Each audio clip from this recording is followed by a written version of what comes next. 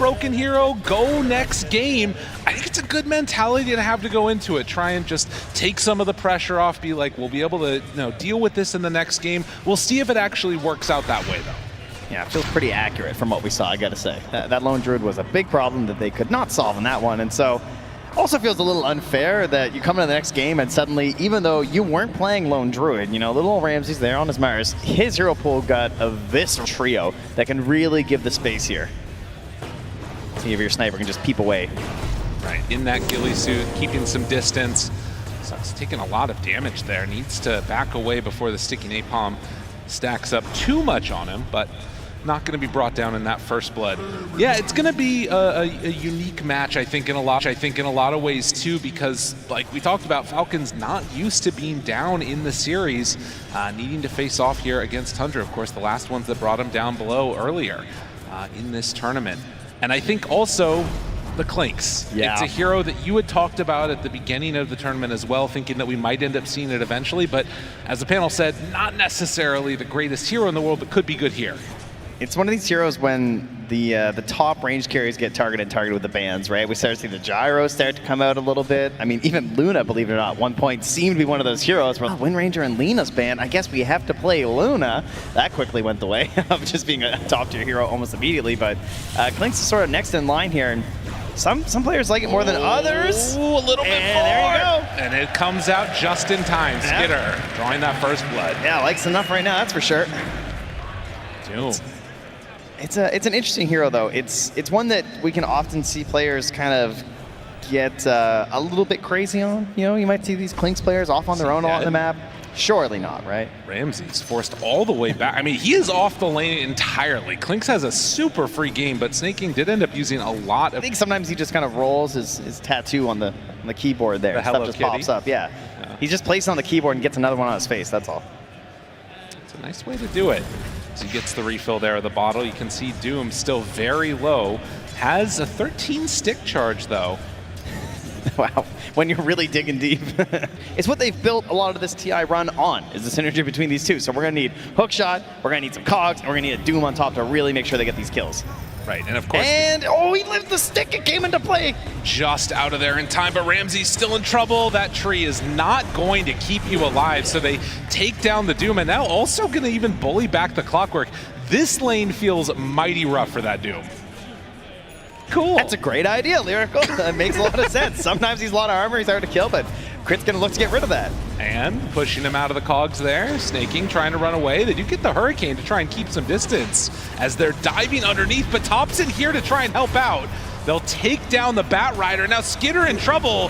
This is looking familiar. I saw a game like this once where the mid rotated down, even though it wasn't going that well for some of the allies down there, and Thompson obviously not having a bad time like Mallory. While that was happening, we saw off screen some stacks starting to be built, something that they can return back to if they need to for Malrine on this Timber Saw. But in the moment, you can see Soxa again catching now onto Snaking. Whitemon is here. They did not leave. Coming back into the lane. Skinner steps forward, wants to be a bodyguard, and now starts to go for the punches. So the mid rotates down towards bottom, but not quite able to get in range. Now they do. So they take down the clock, but the other two able to escape. Yeah, perfect moment to have the twisted chakram there to make sure you can actually find him in that tree line. Don't get bogged down by the trees. Work out, he actually waited long enough. They're going to catch Ramses. If he gets caught right now, this is devastating. It was a lot of time for Malrine to spend, but they weren't quite sure where he was, right? Like, he gets spotted up top. He's like, would he really twin gate back down and just, like, come right into my lane again? The answer is yes, it turns out. But I'm stacks that Crit is again going to be building up for him here. Obviously, shouting one of the best heroes at this. Thank you, Obs. Makes the move in again. Not sure if that one's going to get on the Ancients, as it does look like they weren't quite able to do it, but the bigger kill is right towards mid. Thompson starts to fall, gets the kill onto Snaking, but they do manage to bring down the little dwarf man. Yeah. Skinner making that rotation to help out, and now looking for the clock, gets the slow briefly, still looking for a chase down, and yeah, there's a stack and a chance for some more damage. They're moving in, Clockwork in trouble, done. Double kill for Malrine. Falcons, they are not done with them yet, and now they eat the Waybon creep, looking for more. Hitting down the Enchantress, starting to find... Does look like, at least for now, if they make that move up, they'll be able to take it down. 1 point reactive armor here. I've seen some Timber Saws die to this versus Ench, right? That's not going to happen here, right? Oh, Is he going in too far? No, he just gets the kill. Thompson walks forward and just punches Crit to death. Up top, maybe an opportunity. They find him. Amar turning, punching. The Doom is dropped, and now in trouble and going to fall. Though Maureen, they're stepping forward, wanting to do what he can. Ramses will get that kill with Thompson in tow. So the first usage of the Doom does secure a kill on the opponent. And again, an unbothered Alk at this point in the game is a really scary proposition. Only level 8, but a lot of CS, and now Whitemon starts to die. They're gonna pop that Stampede. Hook shot in to try and interrupt this battle, but they've already got him. Thompson in trouble, no chance for a take aim. He is going to die. And just like that, they lose 3 on Tundra for the 1. Yeah, and at the same time, Amar was actually jumping as well on Ramses mid.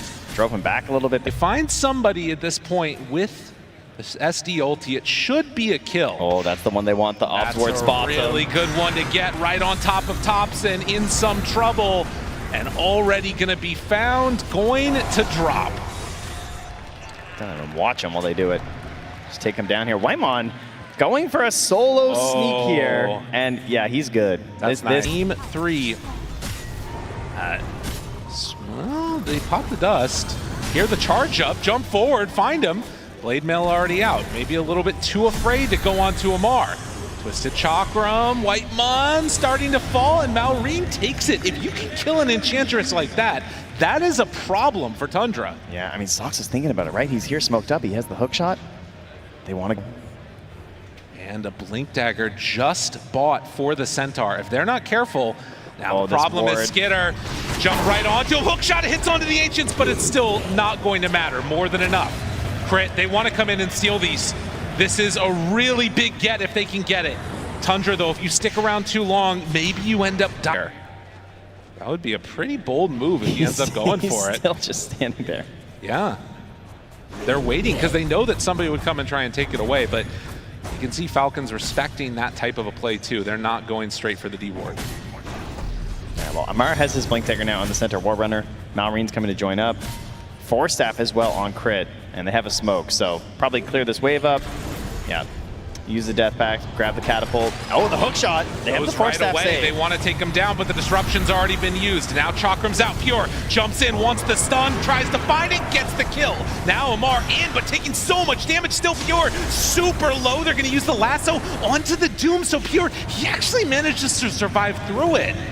Oh, and the jump forward from Thompson, going in aggressively, trusting in the Amplify Damage rune. You gotta be careful. Pure still just playing on a knife's edge right here to the side. Oh, Amar! And he hits it just when they need it.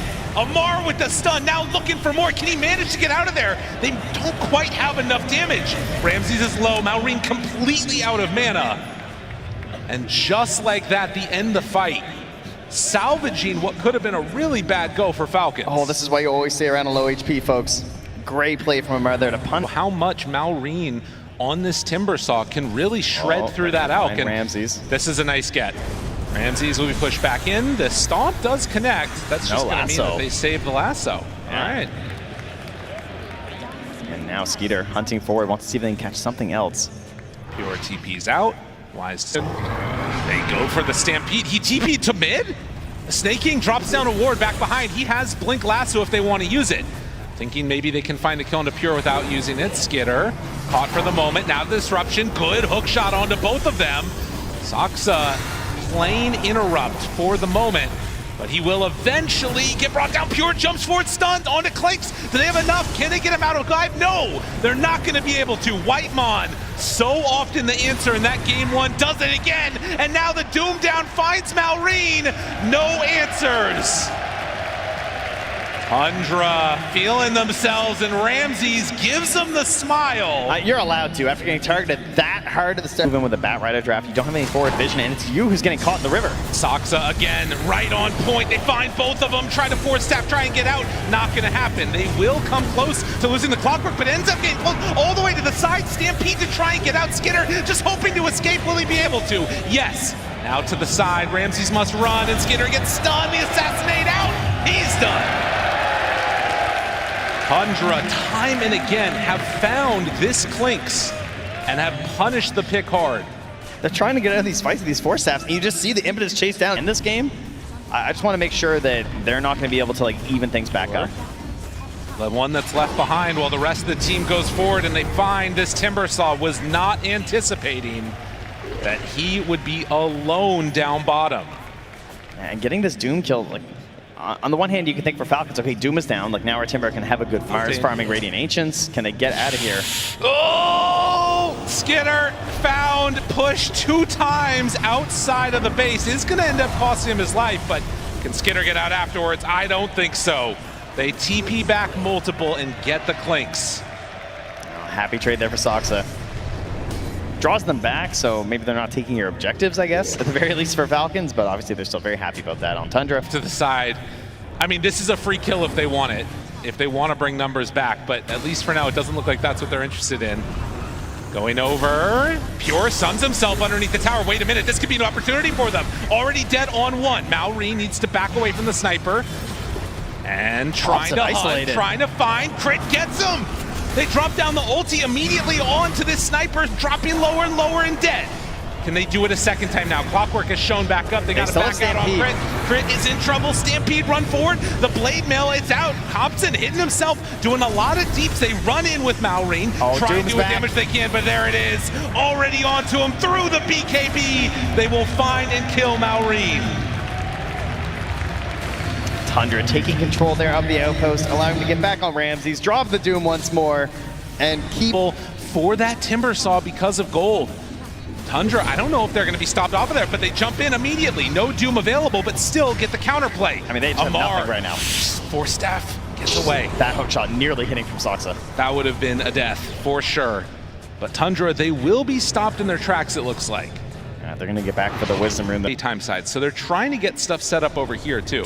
Jump in, find him, Doom, caught, down to half HP, dead. That's the Clinks. That is what you want. You look to farm up to get to this point where if you can isolate a single target, they just get blown up immediately.